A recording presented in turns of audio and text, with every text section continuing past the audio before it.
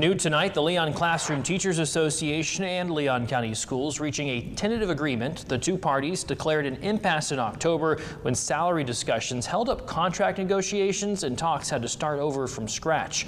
LCTA President Scott Mazur says they settled on a total salary increase of around 2%. That's a change from the district's initial offer of just bonuses instead of pay increases.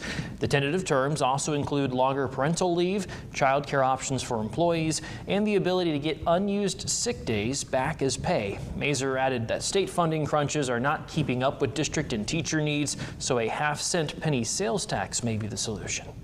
The only possible outcome of that is taking the initiative into our own hands and going forward with a millage increase that would significantly assist where others, meaning the state, has kind of shirked its responsibility. Mazur expects the teachers to vote on the deal after next week's spring break and then says the next bargaining cycle would begin soon after that in early April.